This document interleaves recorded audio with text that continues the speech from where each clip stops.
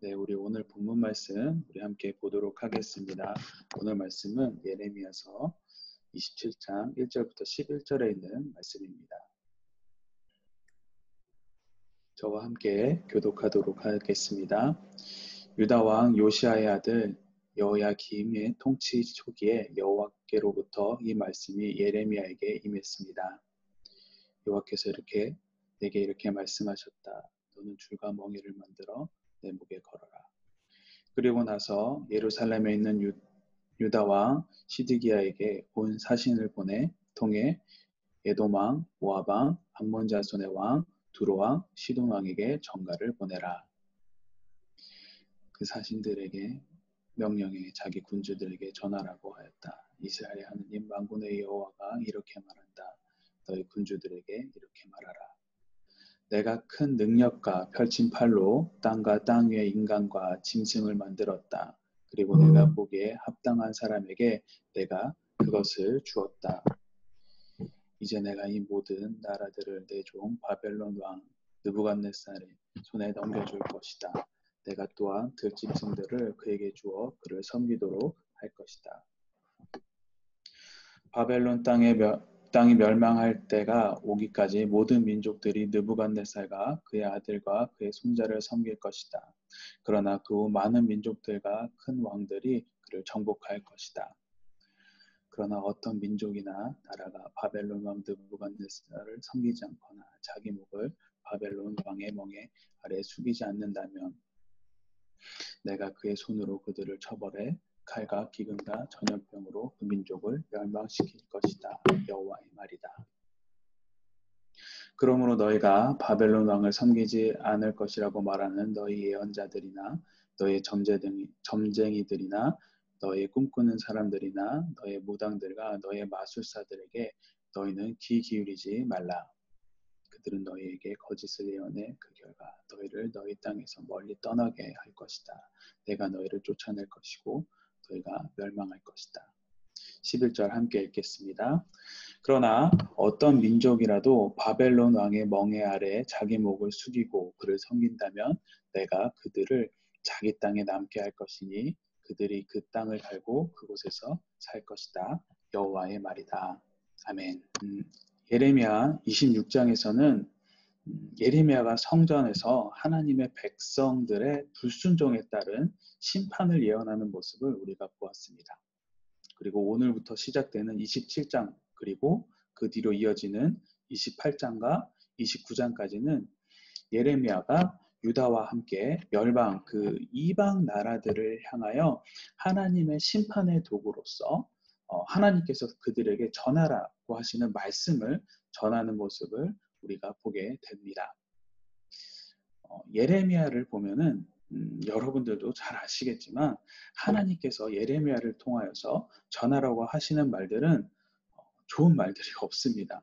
말하고 나면은 정말로 최소한 한두 대 정도는 맞을 것만 같은 말을 하나님께서 예레미야에게 전하라고 하십니다.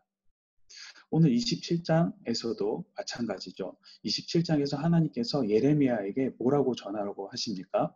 그 말은 한마디로 너희가 바벨론에게 복종하라 라는 말을 전하라고 예레미야를 통해서 말씀을 하십니다. 하나님께서 하신 말씀을 우리가 조금 더 자세히 들여다보면은 2절에서 말씀하시죠. 줄과 멍에를 만들어 내 목에 걸어라 라고 얘기하십니다. 줄로 묶고 너희가 결박을 하여서 낙이나 소의 목에 거는 그 주인의 뜻대로 제어를 하게 하는 도구인 멍에를 너의 목에 매라고 하십니다. 예레미야의 목에 뭘 걸라고 하시죠. 이 말은 예레미야가 바벨론 왕에게 예속이 되었다라는 그런 의미는 아니고 유다가 바벨론에 예속이 된다라는 그런 의미입니다. 그래서 바벨론 왕 아래에서 그의 정치에 따라서 너희가 순순히 따르고 그리고 너희가 조공을 바치고 명령에 응하는 속국이 되어라 라고 하십니다. 그러면서 이 메시지를 이방에 있는 다른 나라들에게도 다 전하라고 사신들에게 전하라라고 하시죠. 한마디로 하나님께서 하신 그 메시지의 내용은 바벨론에게 대항하지 말고 복종하라입니다.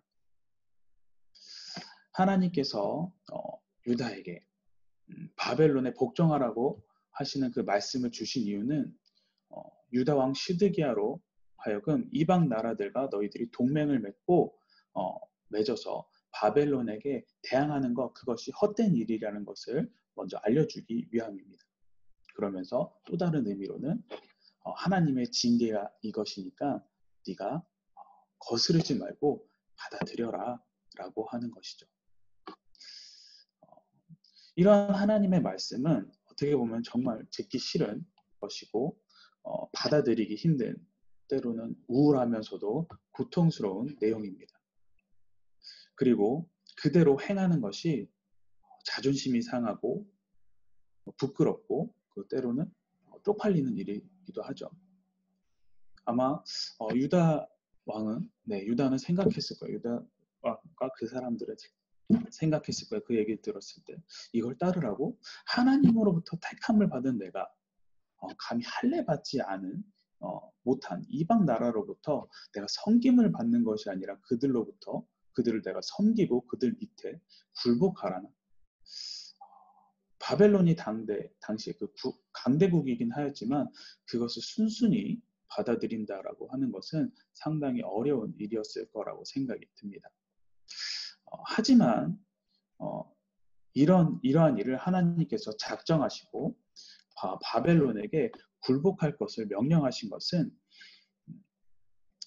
또 다른 이유가 있었죠. 그것은 바로 유다가 계속해서 하나님 앞에 죄를 지었기 때문입니다. 끊임없이 다른 신들을 바라고 다른 나라를 의지하고 빌붙어서 하나님을 의지하지 않는 그 유다의 죄로 인하여서 하나님께서 징계 차원으로 하나님께서 유다를 연단하고자 하나님께서 내리신 벌인 것입니다.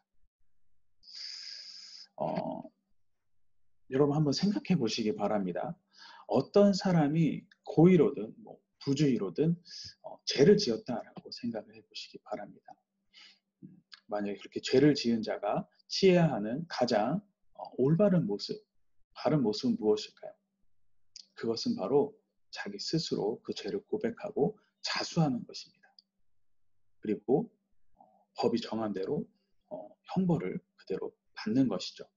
왜냐하면 자기가 죄를 지었기 때문에. 만약에 그렇지 않고 자신의 죄를 부인하면서 도망을 다닌다거나 나는 죄인이 아니다라고 부인을 하고, 또는 잡혔는데도 어떻게든 도망치려고 해서 도망을 친다라고 한다라면은 그는 아마 처음에 받는 벌보다 더 크고 무거운 형벌을 받게 될 것입니다. 아마 여러분들도 혼이 나보신 적이 있었기 때문에 부모님께 혼이 어렸을 때는 나보시지 않으셨나요? 그럴 때 한번 생각해 보시면은 어머님한테 혼이 날 때 이 핑계 저 핑계 대면은 더 많이 맞는 것을 여러분들이 아마 기억을 하실 수 있을 것입니다. 그때 부모님께 덜 혼나는 방법은 하나죠. 그냥 혼나면은 네 잘못했습니다 하면서 그냥 가만히 그냥 어머니한테 혼나는 게 가장 지혜로운 모습입니다. 하나님 앞에서도 우리가 죄를 범했을 때도 마찬가지죠. 먼저 자신의 잘못된 생각이나 판단, 행동에 대해서 우리가 한번 돌이켜보고 그것에 대해서 정직하게 자신의 죄를 고백하고 난 다음에 하나님께서 우리를 새롭게 빚기 위해서 하나님께서 허락하신, 베푸시는 연단과 그리고 징계를 우리가 받아야 합니다. 그렇게 하나님의 말씀에 순종을 해야 합니다. 그렇지 않으면은 우리는 하나님의 뜻에 대한 더 큰 순종을 배우기 위해서 더 큰 연단과 함께 더 큰 징계를 받게 될 것입니다. 사랑하는 성도 여러분, 우리는 언제 어디서든 하나님의 말씀에 순종하는 삶을 살아야 합니다. 하지만 그 범죄하는 순간 우리는 그 말씀을 무시하고 그 말씀을 외면하려고 할 때가 있을 것입니다. 하나님께서는 우리의 그런 모습을 절대 가만두시는 분이 아닙니다. 우리들이 다시 하나님의 자녀다운 모습으로 거룩에 이르도록 하나님께서는 연단하심으로 우리를 구원에 이르도록 하실 것입니다. 우리가 하나님의 말씀에 순종하여서 주님의 복된 삶을 누리도록 하나님께서는 끊임없이 우리들을 미실 것입니다. 우리가 아무리 힘들고 어려운 연단과 징계 속에 있다고 해도 하나님께서 주시는 것은 주님께서 주시는 그 이유가 있다는 사실을 잊지 마시기 바랍니다. 이어지는 5절부터 7절은 그 하나님께서 예레미야에게 하시는 그 말씀의 내용인데요. 이 말씀을 묵상하다 보면은 우리는 하나님께서 예레미야를 통해서 말씀을 하실 때, 그리고 우리들에게 말씀하실 때 중요한 한 가지 특징이 있다라는 것을 우리가 발견을 하게 됩니다. 하나님께서 예레미야에게 하시는 이 5절부터 7절의 말씀을 보면은 끝마디가 비슷하다는 것을 느낄 수가 있어요. 뭐라고 하십니까? 넘겨줄 것이다. 섬기도록 할 것이다. 정복을 할 것이다. 뭐라는 거야? 앞으로의 이야기를 하나님께서 하나하나 짚어주십니다. 즉 앞으로 하실 일을 예레미야에게 미리 고하는 것을 우리가 볼 수가 있습니다. 하나님께서 예레미야를 통해서 말씀하실 때 그 특징, 그것은 바로 하나님께서는 앞으로 하실 일을 꼭 먼저 우리들에게 알려주신다라는 것입니다. 과거에도 똑같죠. 노아 시대 때 하나님께서 홍수로 인해 심판을 내리실 때에도 장차 이 세상을 물로 심판할 것이다 라는 것을 하나님께서 먼저 말씀하시고 경고를 해 주셨죠. 소돔과 고모라를 유황불로 치시기 전에도 분명히 아브라함에게 말씀을 해 주셨어요. 그리고 이스라엘이 이집트에 노예 생활하실 것까지도 하나님께서 알려주셨습니다. 아브라함에게 다 말씀을 해주셨어요. 이처럼 하나님께서는 우리를 향해서 앞으로 하실 일들을 알려주시고 그것을 하나하나 이루어 가시는 분입니다. 그러면서 하나님께서는 그 계획하심을 알려주시고 나서 우리들에게 그 대처 방법도 알려주십니다. 8절에서 하나님께서 뭐라고 하십니까? 바벨론 아래에 너희가 숙여야 된다라고 대처 방법을 알려주시면서 그렇지 않으면 어떻게 된다? 그 민족을 내가 멸망시키실 것이다 라고 하면서 어떻게 되는지까지도 다 알려주십니다. 하나님께서는 말씀 가운데 우리가 어떻게 대처해야 되는지, 어떻게 무엇을 해야 되는지, 그렇게 하지 않으면 어떻게 되는지까지도 이렇게 친절하게 말씀을 해주세요. 이런 하나님께 앞에 우리가 준비해야 할 것은 무엇일까요? 그것은 바로 하나님께서 우리들에게 어떤 말씀을 하시는지 그것을 정확하게 아는 것이 우리에게 필요하겠죠. 그리고 그것을 알았다라면 그 정하신 그 뜻대로 우리가 하는 모습을 하나님께 보여야 하는 것이 우리들이 하나님 앞에서 해야 될 일입니다. 하나님께서 우리에게 말씀하신 것들, 계획하신 것들에 대해서 정확히 알고 어떠한 일이 있어도 하나님의 계획하심은 그 뜻대로 이루어진다라는 것을 우리가 믿어 의심치 않고 어떠한 환난과 어려움이 닥친다 해도 하나님께서 알려주시는 그 방법에 따라서 그대로 행하는 모습이 있어야 합니다. 그것이 바로 하나님 앞에 준비된 자의 모습입니다. 오늘 말씀의 후반부인 마지막인 9절부터 10절에서 하나님께서는 자신의 택하신 백성들을 향해서 거짓 예언자들, 거짓 선지자들을 비롯한 미혹하는 자들에 대해서 하나님께서 그들을 주의하라, 경계하라 라고 하십니다. 이런 말씀을 주시는 것은 유다를 향한 하나님의 심판날이 가까이 올수록 거짓 선지자들이 기승을 부리고 하나님의 백성들을 잘못된 길로 계속해서 유혹하고 있다라는 것, 유혹할 거라는 그 사실을 하나님께서는 알고 계셨기 때문이죠. 하나님의 말씀대로 이때 당시 유다 말기에는 거짓 선지자들이 그 어느 때보다도 왕성하게 활동하던 시기였어요. 바벨론에 의한 하나님의 징계는 이미 기정사실로 정해진 하나님의 말씀입니다. 그리고 그것은 당시에 성취가 되어가고 있었던 것이고, 그리고 앞으로 유다가 완전히 바벨론에 굴복하고 또 어느 일정 기간이 지날 때까지도 계속되는 것이었어요. 그런데 이러한 하나님의 말씀에 반기를 드는 그 하나님의 말씀이 거짓된 것이다 라고 하는 자들이 한두 명도 아니고 여럿이 그때부터 일어나기 시작합니다. 그들은 이야기하죠. 하나님의 백성이 이방인에게 멸망당하는 것은 있을 수 없는 일이다 라고 이야기하면서 여기 예루살렘은 안전할 것이다. 왜 하나님이 지켜주시니까? 라고 거짓된 말들을 합니다. 그러면서 너무나도 듣기 좋은 말로 그들을 유혹을 하는 자들이었어요. 이러한 내용은 그 다음 본문인 28장과 29장에서도 우리가 계속해서 확인할 수 있습니다. 잠시 얘기를 하자면 28장에서는 예레미야 당시 하나랴라는 거짓 선지자가 예레미야의 예언을 반박하면서 바벨론으로부터 우리는 해방될 것이다 라고 거짓 예언을 하면서 다니는 것을 볼 수 있고 29장에서도 계속해서 나오죠. 유다 본토에서 활동하던 아합과 시드기야와 그 스마야에 대한 내용을 29장에서 담고 있습니다. 오늘 하나님께서 예레미야 27장에서 거짓 선지자들을 주의하라라고 하시면서 경고의 메시지를 하신 이후에 그 뒤에 28장과 29장에서 거짓 선지자들의 그 활동에 대해서 말씀하시는 그것은 실제로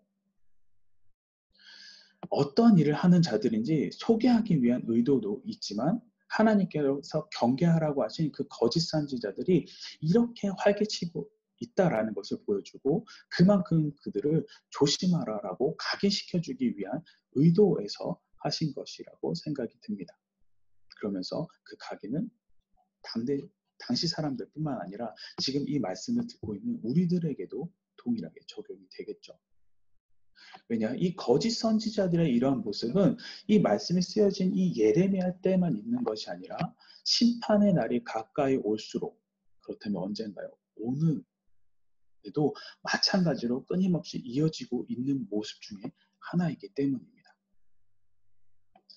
주님께서는 말세, 그 심판의 날이 가까이 올수록 거짓으로 주님의 자녀들을 유혹하는 자들, 진리의 길에서 멀리 떨어지게 하려고 그래서 죄의 길을 걷게 하려는 자들, 파멸의 길로 빠지려고 하는 그 거짓 선지자들이 너희들에게도 나타날 것이다 라고 오늘 경고를 하고 있습니다. 과거 주님의 백성들 가운데 활동하던 거짓 선지자들이 바벨론에 항복할 것을 거부하며 해방의 메시지, 듣기 좋은 메시지를 전함으로 인하여서 그것에 유혹된 자들은 어떻게 되었을까요? 바벨론 군대의 칼에 죽임을 당하는 비참한 치유를 받게 되었던 것처럼 이와 마찬가지로 주님의 영생으로 가는 유일한 길, 통로인 하나님의 그 구원의 길 가운데 그 진리 가운데서 떠나도록 지금 그것을 끊임없이 미혹하는 자들이 있다. 그 길로 가게 되면 똑같이 너희들도 비참한 길로 가게 될 것이다 라는 운명이 될 것이다 라는 것을 우리들에게 알려주십니다. 사랑하는 성도 여러분, 지금 우리는 마지막 때를 살아가고 있습니다. 우리들은 거짓된 자의 말과 그렇지 않고 하나님의 진리된 말이 무엇인지 분별할 줄 아는 영적 분별력이 필요합니다.